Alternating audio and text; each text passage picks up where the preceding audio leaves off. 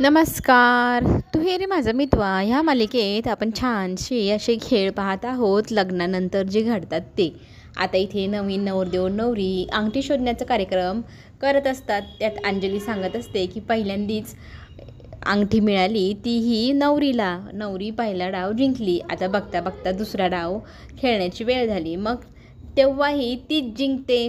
हे पाहिल्यानंतर अंजली सांगू लागते 2 वेळा नवरी डाव जिंकलेली आहे. नवरदेवाने आता घाई करायला हवी. सगळेजण नवरदेवाला चेअरअप करतात. दादा तुला जिंकायलाच हवं. त्यातली त्यात तो तिचा हात पकडतो. ती थांबलेली असते आणि आकाश त्याला चिडवत असतो, दादा अंगठी शोधायची आहे, नवरीचा हात नाही पकडायचा. मग सगळेजण हसू लागतात. मग तिसऱ्यांदाही बघता बघता ती अंगठी नवरीलाच मिळाली. मग नवरीच जिंकली. आता ह्या संसारात जे कोणाचं राज्य चालणार ते म्हणजे नवरीचंच चालणार. हे ऐकल्यानंतर आजीला फार काळजी वाटली. माझ्या चिंटूच्या संसारात ह्या मुलीचं राज्य चालणार म्हणजे माझ्या नातवाचा संसार चांगला होणार का नाही असं तिला टेन्शन येऊ लागतं. वल्लवी ही मात्र आता टेन्शनमध्ये येते. सगळे डाव तर ही मुलगीच जिंकते, पण ह्या आयुष्याच्या डावात तिला मी काही जिंकू देणार नाही. आता पुढे काय करायचं म्हटल्यानंतर पुन्हा एकदा अर्णव हरवलेला असतो त्या जुन्या क्षणांमध्ये जे इशूसोबत खूप छान घालवलेले असतात. त्याने अंगठी शोधता शोधता तो सगळे ते क्षण आठवत असतो. तिच्यासोबत घातलेले किती आनंदी होता तो, किती छान वाटायचं त्याला. आणि ह्या सगळ्या गोष्टींना तो आता मिस करत आहे. पण आता समोर बसलेली असलेली त्याची मैत्रीण त्याच्याशी बोलत नाही. ह्या गोष्टीचंही त्याला वाईट वाटत असतं. पण एक ना एक दिवस तिला जेव्हा सत्य समजेल ती पूर्वीसारखी माझी घट्ट मैत्रीण होईल याचाही विश्वास त्याला असतो. आणि बघता बघता 5व्यांदाही नवरीलाच अंगठी सापडते. मग पुन्हा एकदा खेळलं जातं. मग नवरदेवाला अंगठी सापडल्यानंतर मग खेळ संपायची वेळ होते. मग त्यावेळेला आता ताई काय करायचं म्हणत अर्णव विचारू लागतो. त्यावेळेला ताई सांगते, आता हा खेळ संपला, आता पुढे कोणता खेळ, तर नवरीच्या डोक्यावरती हे सगळं पाणी नवरदेवाने ओतायचं असतं असं सांगितल्यानंतर अर्णव म्हणतो, हे काय बोलती ताई, असं थोडी असतं. अंजली म्हणते, हो असंच असतं, मी सांगते ना तुला, मी घेते ना तुमचे खेळ, मी सांगेल तसंच करायचं, उठ आणि हे सगळं पाणी आता नवरीच्या डोक्यावरती ओतायचं तू.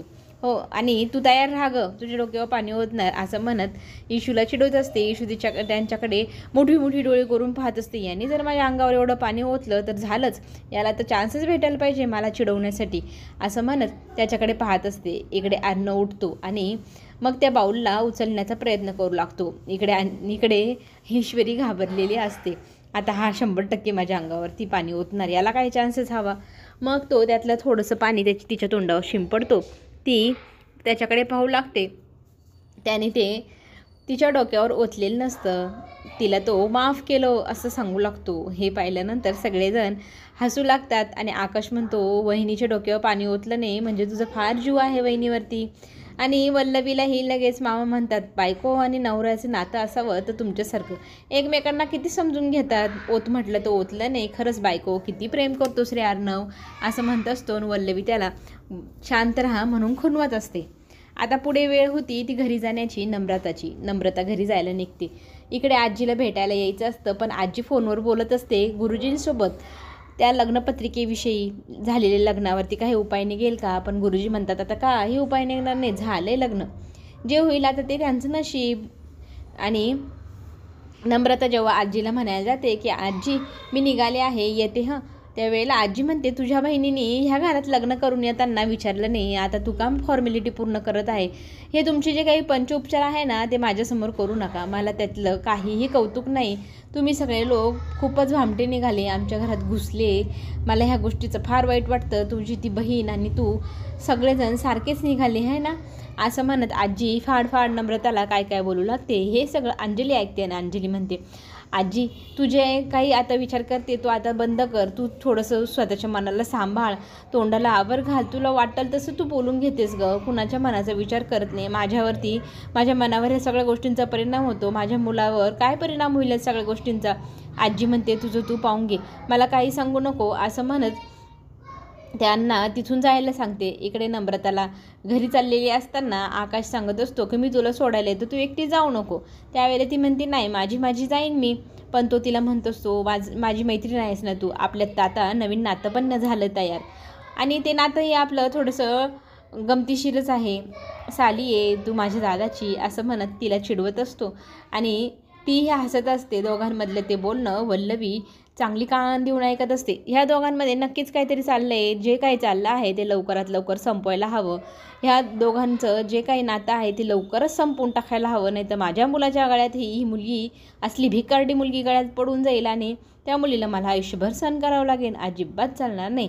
वल्लवी आतमध्ये जाते. तिच्या डोक्यात आता नवीनच चक्र फिरू लागतात. इकडे नम्रताला आकाश हट्ट करत असतो, मी तुला सोडवायला येतो आणि तू नाही म्हणायचं नाही. त्यावेळेला ती म्हणत असते, बरं बाबा आता तू काय ऐकणाऱ्यातला नाही, तू हट्टीपणा करू लागला आहेस तर तुझं ऐकावंच लागेल. त्यात इशू येते आणि काय चालले बोलणं दोघांचं विचारू लागते. त्यावेळेला ती सांगू लागते, अगं मी घरी चालले तर यांचा खूप हट्ट आहे की मीच तुला सोडवायला येईल. यांना नको म्हणते तर हे ऐकत नाही. मग ठीक आहे जाऊ दे, जाते यांच्यासोबत असं सांगत नम्रता ईश्वरीचा निरोप घेऊ लागते. ईश्वरी मात्र चालली म्हणून डोळ्यात अश्रू आणते आणि आईची काळजी घे, बाबांची काळजी घे, बाबांच्या गोळ्या बघ, आत्याला सांभाळ, मी इकडे मजेत आहे असं सगळं सांग. असे सगळे निरोप तिला एकाच खेपेत द्यायचे असतात. त्यावेळेला नम्रता तिला म्हणते, तुला इतकं काय काय सांगायचं आहे ना, मी जर इथे रात्रभर एक दिवस जरी थांबले तरी तुला पुरणार नाही.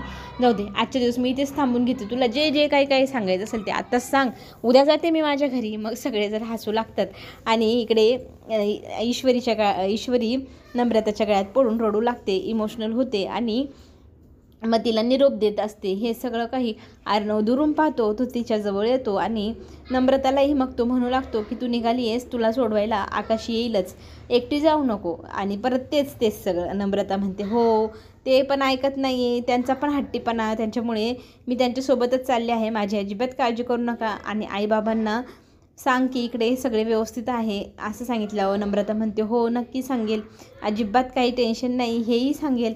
आणि काहीतरी त्यांच्यामध्ये मग नेहमीप्रमाणे नोकझोक होते. आता साली आणि जिजूचं नातं म्हटल्यावर नोकझोक तर सुरुवातच होणार. मग तिला टाटा बाय बाय करत अर्णव गाडीचा दरवाजा बंद करतो. आकाश नम्रताला घेऊन जातो आणि मग दोघंजणं आपापल्या रूममध्ये जाऊ लागतात. इकडे राकेशवर एकावर एक मोठी बला येत आहे. त्याने ज्या व्यक्तीकडनं पैसे घेतले आहे तो व्यक्ती लवकरात लवकर पैसे मागत आहे. आता हा त्यांच्याकडे 2 दिवस वाढवून द्या म्हणून मागू लागतो वेळ. आणि त्यांनी फक्त 2 दिवसाची वेळ दिलेली असते, नाही तर तुझं काही खरं नाही अशीही धमकी दिलेली असते. आणि इकडे राकेश मात्र आता संतापलेला आहे. हे सगळं काही त्या अर्णवमुळे झालं. आता अर्णवला ह्या सगळ्या गोष्टीची शिक्षा मी देणार आणि अशी भयंकर देणार. ज्या वेळेला मी वापस जाईल त्यावेळेला खूप मोठं संकट घेऊन मी अर्णववरती जाणार, हे मात्र नक्की. इकडे ईश्वरी तिच्या रूममध्ये तिच्या कपड्यांच्या घड्या करून कपाटात जिथे जागा बनवली आहे तिथे कपाटात ठेवू लागते. ते कपडे ठेवताना अर्णव तिच्याकडे गुपचूप पाहत असतो. ती सगळे कपडे असे छान प्रकारे कपाटात लावू लागते. मग सगळं झाल्यानंतर ती ना आदनामधनं अर्णवकडे रागाने पाहत पण असते. अर्णव मात्र आता तिच्याकडे पाहत असतो. ती कपडे लावत असते. कपडे सगळे ठेवून झाल्यानंतर ती कपाट बंद करते आणि ती सुटकेस कुठे ठेवावं, आता रिकामी तर झाली आहे, कुठे ठेवू म्हणून विचार करू लागते. आणि त्या सुटकेसला मग ती रूममध्ये जागा शोधू लागते. कुठेच काही जागा दिसेना. मग काय करावं सुचेना. त्यात तिला कपाटावरती नजर जाते. मग आता कपाटावर ठेवायला मग ती स्टूल आणते, त्याच्यावर जाऊन उभी राहते. आता सुटकेस देणार कोण हातात, स्वतः तर गेली, स्टूल उभी पण राहिली. अर्णव हसू लागतो आणि तिला म्हणतो, आता ती बॅग तुझ्याकडे चालत येईल, ती आली की मी तिला उचलून ठेव, काही जरूरत नाही असं म्हणत ती लगेच खाली उतरतेस टेबलवरनं. तिची बॅग घेते, त्या टेबलजवळ ठेवते, पुन्हा एकदा त्या टेबलवरती चढते आणि एवढी जड बॅग तिच्याच्याने काही तिला ठेवलं जाईना. जीव काढत वरती ठेवण्याचा प्रयत्न करत असते आणि तोल जाऊन ती पडणार. तितक्यात आपल्या हिरोने अर्णवने तिला जाऊन कॅच केलं. अरे बापरे, पकडलं एकदाच. तिला एवढं वाचवलं आहे त्याचं तिला कौतुक नाही. मला कशाला पकडलं आहे, मला सोडा असं म्हणत ॲटिट्यूड दाखवू लागते. दिलं भाऊनी सोडून तिला. मग काय धडपड खाली. आणि त्याला धडपडल्यानंतर ती म्हणत असते, ही कुठली पद्धत.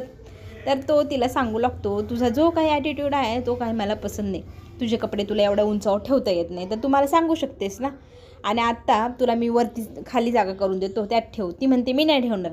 तो तिला सांगू लागतो की आता तुझ्या आयुष्यात, तुझ्या मेंदूत, तुझ्या कुठे पण आता माझं स्थान राहणार. माझ्यासोबत प्रत्येक गोष्टी शेअर करावं लागणार आणि हेच आता आपलं आयुष्य आहे. हे आपल्याला असं सोबत जगायचं आहे. त्यामुळे एकमेकांना सोडायचं नाही. चला तर मग पुढे जे काही येणार ट्विस्ट ते सगळ्यांना पाहायला मिळणार आणि लवकरच राकेश मोठा धमाका करणार आहे, तोही आपण सगळेजण मिळून पाहूया. चॅनलला नक्की सबस्क्राईब करा, लाईक करा. आपण पुन्हा भेटू. धन्यवाद.